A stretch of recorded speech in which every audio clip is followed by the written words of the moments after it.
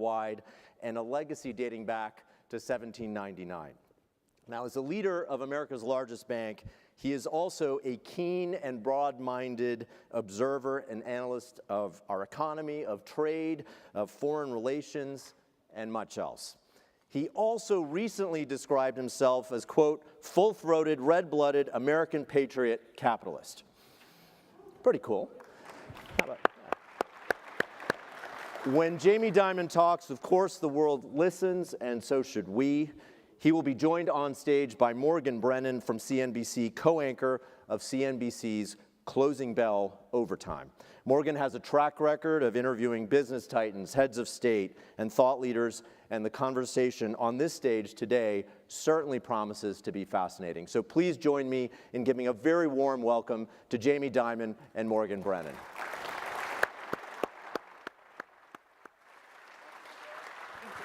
Thank you. Thank you. Folks, an unabashed capitalist. I mean, that's a perfect place to start this conversation, actually, especially here at the Reagan Museum. It's an honor and a privilege to be sitting down with you, Jamie. There's a lot to get to in this conversation. So I figured we'd start small, and then I would ask you just a really basic, straightforward question, and that is, what's your biggest worry right now? Yeah. So first of all, thrilled to be here. I'm glad you're doing this. I hope we may join the defense forum you guys do every year, too. And the way I look at it, the big picture is the tectonic plates are shifting. We got to get our heads wrapped around that. Those tectonic plates are the geopolitics with these terrible wars, terrible proxy terrorist activity around the world, North Korea, the potential proliferation of nuclear weapons over time, which is the greatest threat to mankind. And then you have the other tectonic shift is the global economy. So the global military umbrella of America, and then the global economy, of which trade is a part. You know, the other parts are do people want to partner with you? Do you have your alliances? Do you have investment agreements?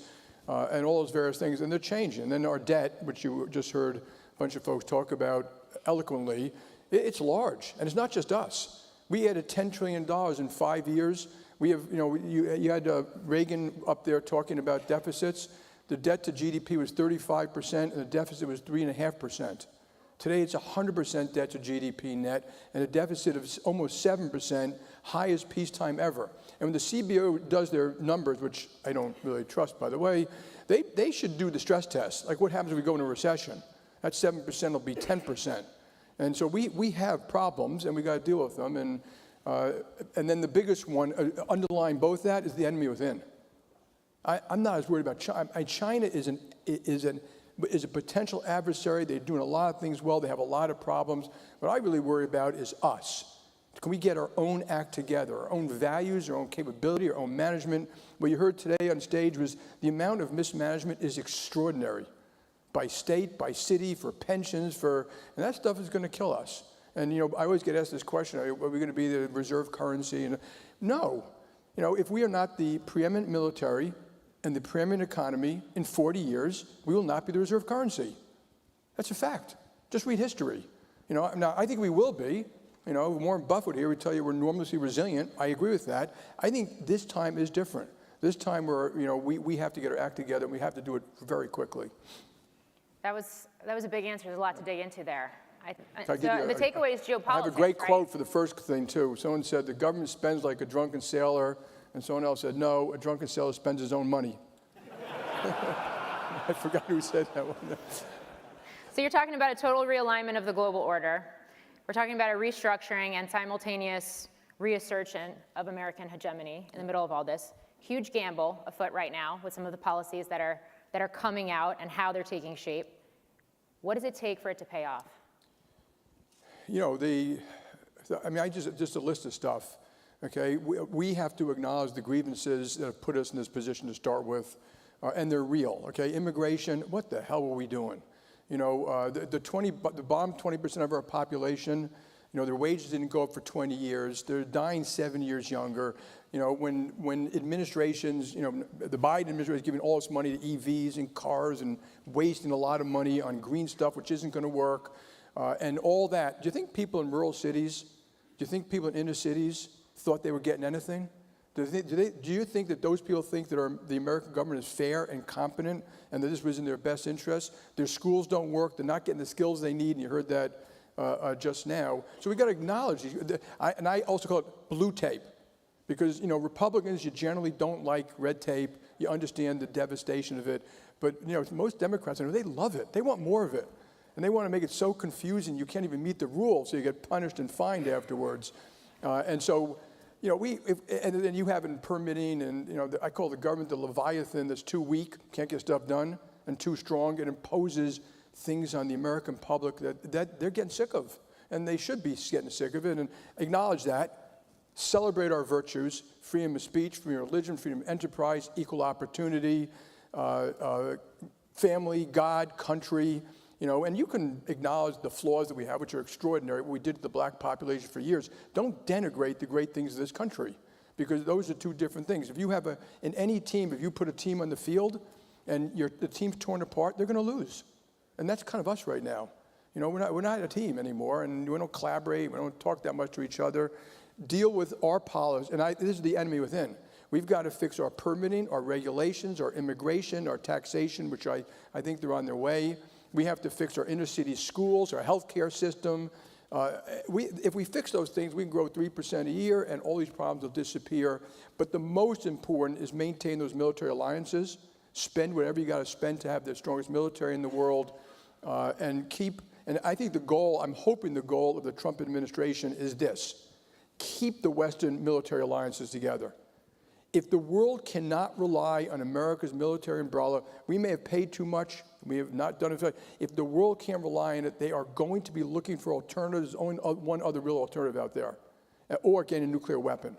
And then maintain and expand and grow our economic alliances. We have tons of treaties, economic treaties. We do a terrible job in development finance, but expand that. The goal, beating up Europe, the goal should be help Europe get stronger. We know what their problems are. Keep them closer. Do the trade agreements and the investment agreements. They'll keep the Western world together. Those two things will keep the world safe and free for democracy. If we don't do those things, the world is not safe and free for democracy. And so that's what we have to do. And people know what they are. We've all written about it. We just have failed to actually do it.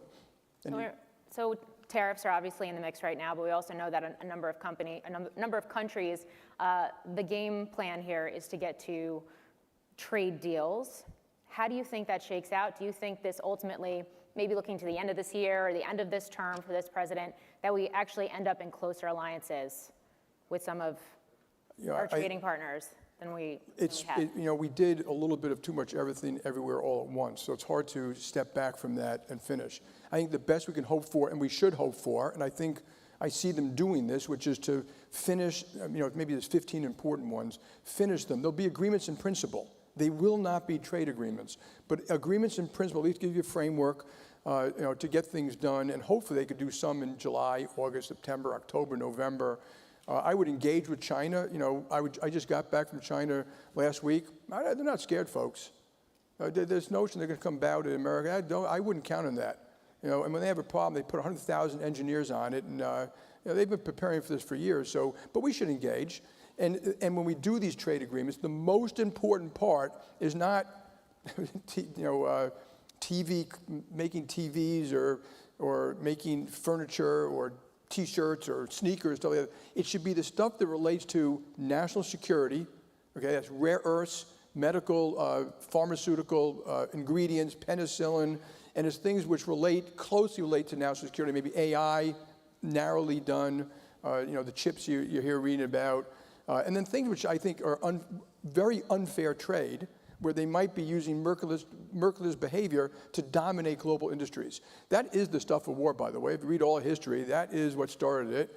And that might be cars, batteries, solar panels, stuff like that. That we should do with their allies.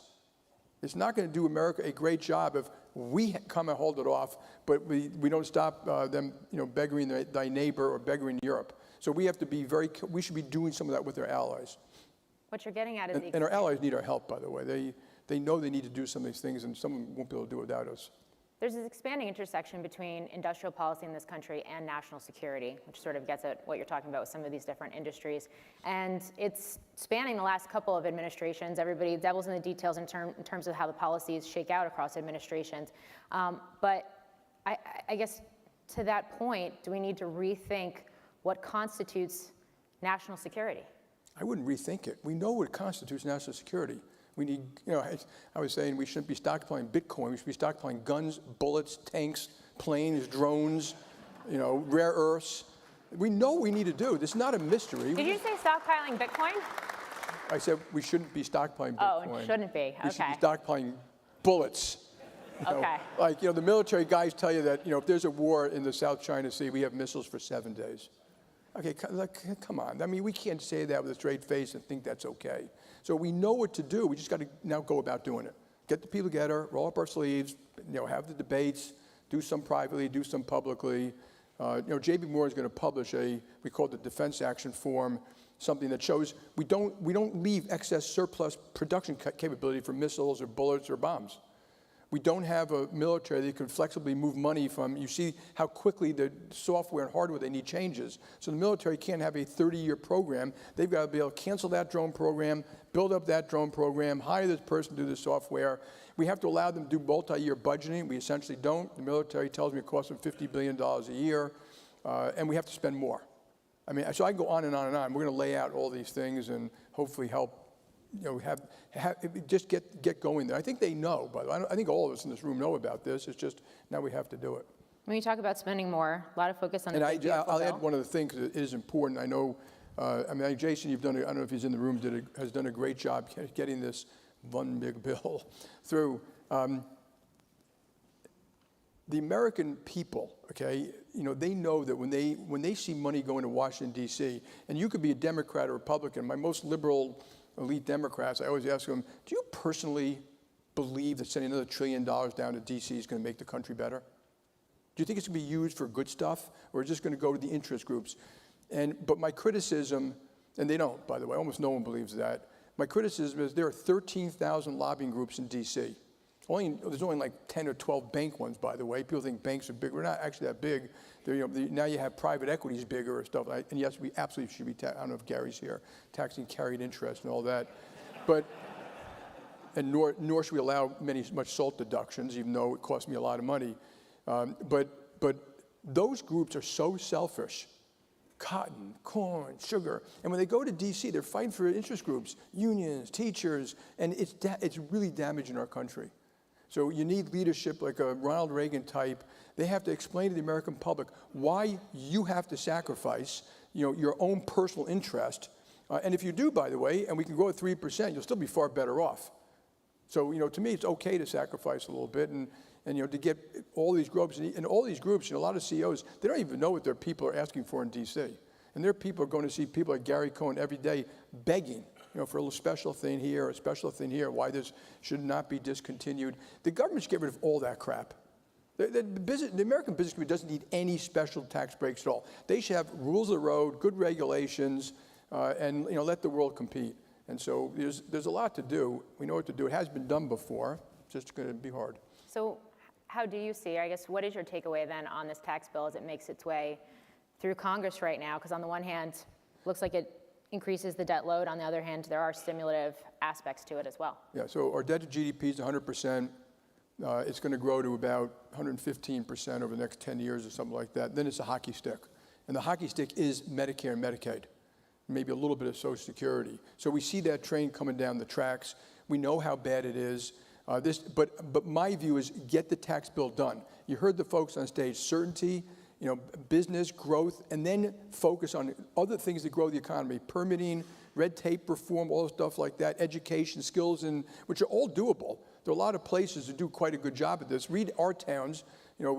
Jim Fallows writes for Atlantic. He's got this book, Our Towns. You go to Omaha and St. Louis and Bozeman and Austin, and they're innovating, they're growing, they're collaborating. Small D works. It's big D that's failed. And I put California in the big D state, the big D category too, by the way. And so we know what things to do, and we just got to get people to do them, and it works locally. There are schools locally that do a great job training kids in cyber or A teller can make $45,000 or $50,000 a year with full medical, dental, Pilates, massages. We take care of our people, and then the jobs go up, and we have to stop denigrating jobs. Oh, and I don't know if Paul Ryan's in the room. I would double the earned income tax credit. I would take that individual who's making $14,000 a year, and they now get a tax credit if they have 2 children of $6,000. If they have no children, they get $600. I would give them $12,000, whether or not they have children. Okay, that money, it would cost about $60 billion, would go directly into their communities, directly to help their families, directly to help their homes, and I would pay for that by getting rid of carried interest. Take it from those rich. And so and if we don't do these things, we're going to continue to have a problem. And I think that'll grow the economy too. There's no question they would spend the money. It has the virtue of bringing people into the workforce. People who work, less recidivism, less crime, more household formation, less depression, less suicide, and that first rung in the ladder leads to the second rung, and pride. And we have to get back to that and not denigrate any job. All jobs are good. I want to go back to this notion of Even cost. journalism. We have our place. I want to go back to this idea, this notion of government efficiency and cost cutting and tackling spending by the government. Today's Elon Musk's last day working with the government. Is Doge and the efforts of Doge at risk here? When they started that, should the government try to be more efficient? Well, of course they should. Should the people doing that follow the law? Well, of course they should. So people make Doge, not Doge. So, and then I think Ronald Reagan had an effort like Doge, and Bill Clinton actually did have a surplus and did cut a lot of stuff. Absolutely, but my view is, running a big company, if I set up a group at the top, and then, I tell you, oh, be more efficient, that doesn't work particularly well. If I meet you each individually, I ask you who your CFO is, who your this is, who your that is, come back, report to me what you're doing, your head count, that'll work. And so, yeah, they should do it, but that's what the OMB supposedly is for. And so I would embed it in every department. Chris, thank you for being here. You have 40 departments? I don't even know. Every department that takes money from the American people should publish a short, understandable annual report at the end of the year. You gave me so much billions, I told you I was going to do, and here's what I did. Every one of them. And these programs never die, there's death taxes and the thing that never dies, which is a government program. So yeah, we need to be more efficient. And the government has to demonstrate its competency. If government doesn't demonstrate its competency, the underpinning of being a civil citizen doesn't work. They think we're stealing their money. Going back to the Reagan years, you think bond vigilantes are back? Yeah. These are very large numbers. You've seen it a little bit. You had the crack in the bond market in COVID a little bit. The government did the right stuff, then they massively overdid both spending and QE. We borrowed and spent $10 trillion from 2020 to today. Okay, and you heard the numbers before. We also bought $4 trillion of your securities, on top of the $4 trillion we bought in the first go-round. Those numbers are true globally, not quite as big as ours, but the QE of us was $8 trillion, the QE of the rest of the world was another $8 trillion or something like that. You're talking about huge sums of money, and we don't really know the full effect of that. And the bond dealers, which Gary mentioned, inventories are much smaller than they used to be, partially because of rules and regulations. And you are going to see a crack in the bond market, okay? It is going to happen. And I tell this to my regulators, some of who are in this room, I'm telling you it's going to happen, and you're going to panic. I'm not going to panic. We'll be fine. We'll probably make more money, and then some of my friends will tell me that we like crises because it's good for JPMorgan Chase. Not really. I tell people when Credit Suisse went bankrupt at the First Republic, it was terrible for the banking industry. I think we can make everything better, including that, by just changing and modifying certain rules and regulations, letting market makers intermediate more in the market. But to give you a number, like just JPMorgan alone buys and sells $3 trillion a day. And we move $10 trillion a day of money. And we're probably a tenth. So the money moving around the world is $100 trillion a day. The money moving around in the investments, this is stocks, bonds, corporates, governments, derivatives, credit, you name it, FX, sovereign debt around the world, 30 trillion. The people who set those long-term rates are those people, including you in the room. It's not the Federal Reserve. They can try to manipulate the long-term rate. They can do what's it called, they do the twist or whatever. It doesn't work for that long. So if you look at economic history, bad things happen. When those tectonic plates shift, it's very hard to see in real time. It is shifting, and this is one of them. I just don't know if it's going to be a crisis in 6 months or 6 years. And I'm hoping that we change both the trajectory of the debt and the ability of market makers to make markets. And also remember, there are a lot of people, going down to Washington who actually like bad markets. And the problem with the bad markets isn't that it's bad for the big banks who make markets. It's bad for the people who raise money, small businesses, asset-backed securities, middle market companies, corporations, the United States government. And that volatility scares people. And then also it happened, markets closed. And you saw that happen multiple times in the last 12 years where you couldn't sell a high yield bond. If you're going to sell a lot of treasuries, you could have had a little bit of issue. So yeah, it's coming. It's just part of all the stuff we talked about. And unfortunately, it may be that we need that to wake us up. It's an unfortunate thing. So. We do have some Fed officials in the room, so I do want to touch on the Federal Reserve here, because the message has seemed to be, we're going to be patient, we're not going to let politics sway our decision and policy, and we can afford to be patient here, given all of the uncertainty with tariffs and the fact that the economy, while slowing, does still seem to be holding up somewhat. That seemed to be the message yesterday, too, coming from the Federal Reserve with the release we got on the heels of Fed Chair Powell meeting with President Trump. Is the Fed right to give time here? Yes. The Fed has a tough job, okay? And I have enormous respect for Jay Powell and a lot of the other Fed folks. But they're not, you hear we say the Fed sets short-term rates. We always say that, right? The Fed sets and they actually do set short-term rates. But what happened when inflation went up? They followed. Are they really in charge? I just told you $30 trillion a day. They're not really in charge. They're trying to navigate it so that we have the best possible economy. And so they were late raising rates. They also told all the banks in the world that interest rates aren't going to go up to, won't go higher than 2% when they have these ridiculous stress tests we have to go through, which are a complete waste of time. We do 100 stress tests a week. You think I care about that one? And I knew that rates weren't going to stay at 2%. So we were quite prepared for rates going to 5%. Then they caught up. And now they have to wait and see because it's hard to tell what the effect of, is the economy slowing? I don't know. Is it soft landing? I don't know. The other thing I should have mentioned about as we enter this environment, asset prices are still high. That would be very different if asset prices were still low. That surprised you? A little bit, yeah. But I mentioned how much money's been thrown out there. So when you do that kind of giving money to the American citizens through QE or fiscal, money is like water filling every crack. Some of you bought stuff, some of you saved stuff, some of you went into venture capital, some of you went private credit, some of you bought a Rolls Royce, but it fills the cracks, but it definitely lifts up asset prices. And so, there'll be a reversal of that at one point. Asset prices come down, that may cause some stress and strain for people. So they're right to wait now. We have, I think inflation may be going up. I don't know. I think there's a lot of stuff in the future, which is inflationary. So if you're the Fed, you can't just say, well, what happened today to consumer prices? Which, by the way, if you dig into consumer prices, you would throw out the calculation. It's a lot of mud in there, okay? So it's kind of consistent, month by month by month. But year over year, 3 years from now, with the adjustments they make, I'm not blaming them. It's hard to really tell. And when you look at certain things like gas and milk and eggs and things like that. So, but the future. What I see is inflationary, which is huge fiscal deficits around the world. The whole world is remilitarizing. Infrastructure and green economy. We're going to waste a lot of money in the green economy, and we should do some of it, but it's going to cost a lot of money. Demographics may be inflationary. I don't see the deflationary stuff. Yes, AI may be that, but not next year.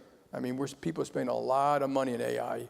And you see the projections of data center spending and stuff. You're talking about hundreds of billions of dollars.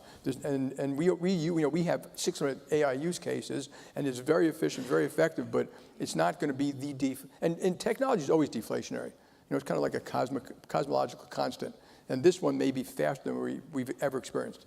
That I think is possibly true. You touched on permitting, the idea of deregulation, or at least cutting red tape. Can that help to offset that? Totally. Deregulation, permitting.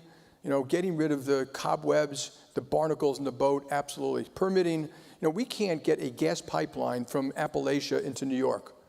We can't get a hydroelectric wire from Canada into Massachusetts. We can't build the grids we need. We can't, I mean, it is extraordinary. There's a Mountain Pass, which I know you're aware of. I think it's called Mountain Pass company. It's a railroad company. They've been waiting for 10 years to get permits. They can make rare earths, and they can make magnets in size today. They need a little bit of subsidy to do it because the Chinese will come in and just undercut. So if you're buying it, and you're going to say, well, I can't buy it from you because it's twice what it is over here. So we do have to have a little something to make up for that. But absolutely, dereg, pro-growth attitude, getting skills right, getting permitting right, not wasting money on fake things, all would accelerate growth. I think we could be growing at 3% a year. That's the other thing I would say. We should aspire to grow.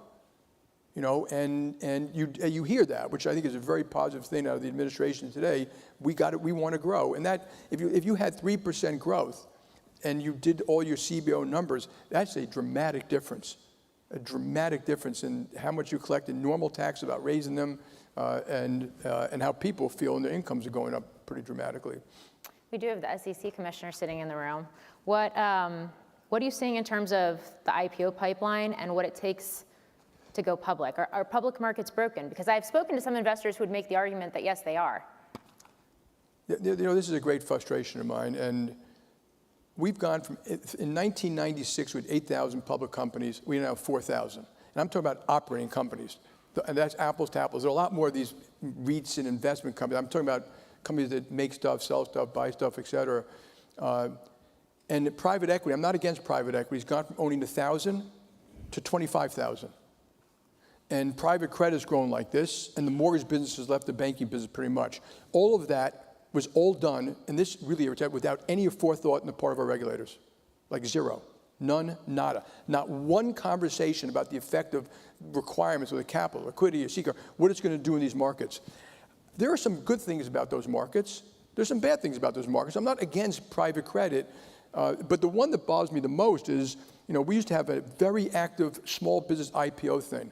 But if you're a small business, and you know, I'm talking about, you know, you make 100 million in profits and you might be worth, you know, $1.5 billion or something, the cost of registering, the litigation, the disclosure requirements, the cookie cutter board, instead of having a board of 5 with people you really like, who've been with you your whole life, you know, the registration requirements, the compensation requirements, the press, you know, loves to beat up companies. We need to create an active small market, and then we need to get rid of people like ISS and Glass Lewis. How they seeped into our system, they are like a, they are a cancer, and it's snuck in, and I'm to blame for this too. I didn't realize it, I'm going back years ago, that these guys, and who do they go to first?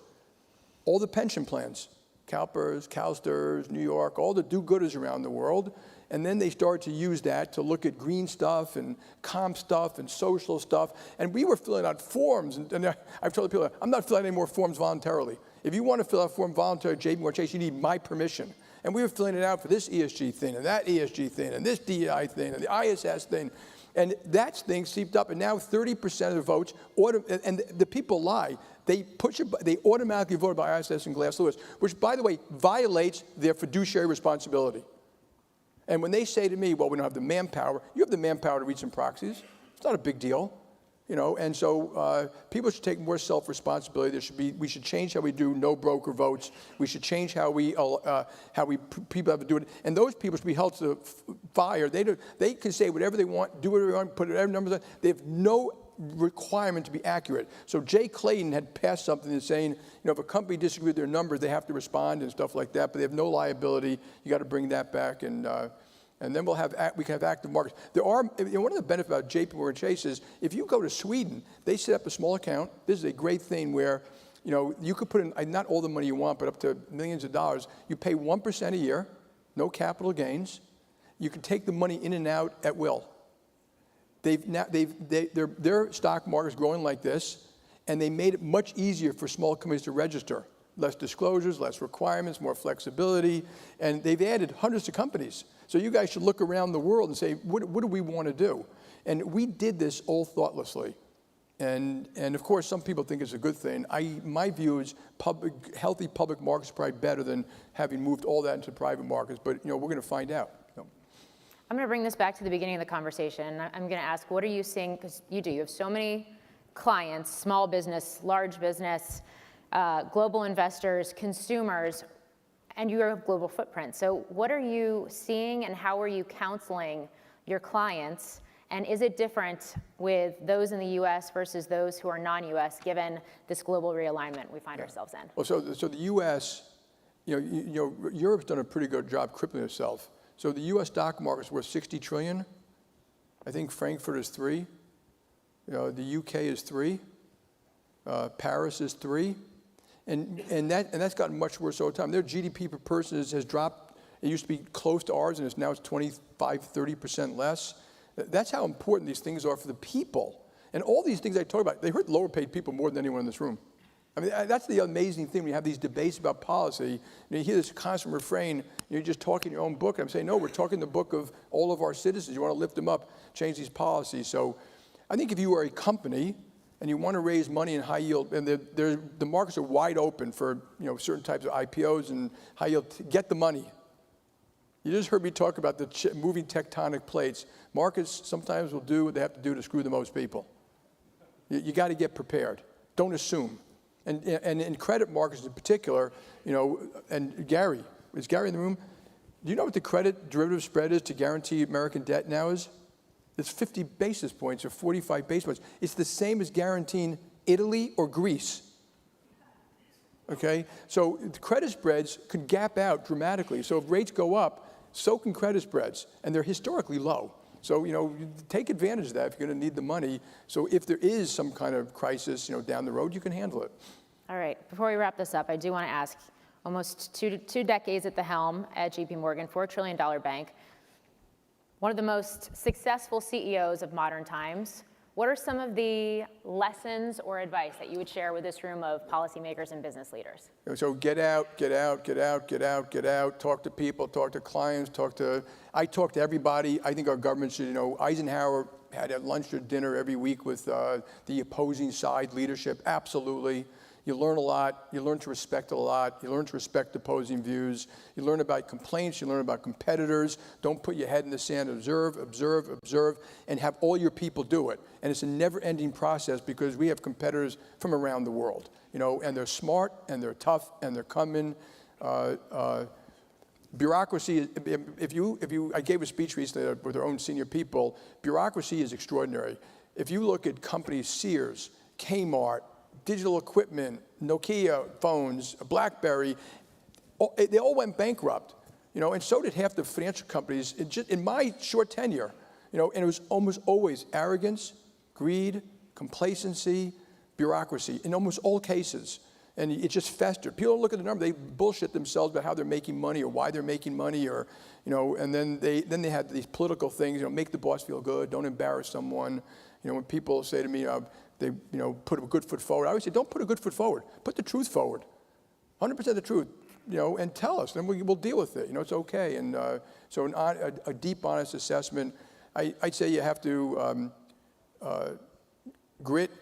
You got to, like, every day, man, put your jersey on and just go with the fight. Get involved with governments and regulators. I see them just as regularly as I see anybody else.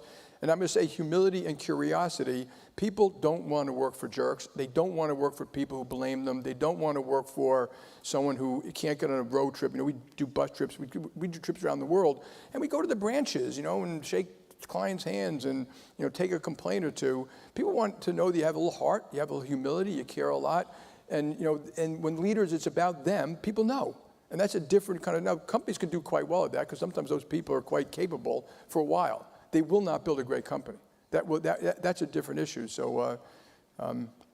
Anyway, I did a thing you can get on YouTube. We actually put it out there. It was 90 minutes about some of these learnings I've had in my life.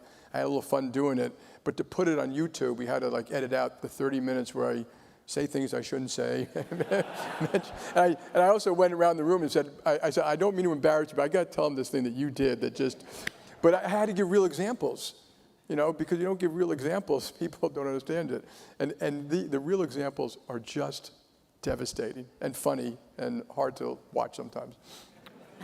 Final question for you. I'm not going to ask you a succession question. I know you hashed that out at your investor day last I will have week. a successor one day, yes. Yes. But I am going to ask you this before we get off the stage, and that is, what would it take, what would be the scenario that you would entertain to consider public service? All right, ready? I'll tell you, if I thought I could really win, which I don't think I could. Jamie Dimon. Guys, thank you very much. Appreciate it. Thank you. Good job. Good job.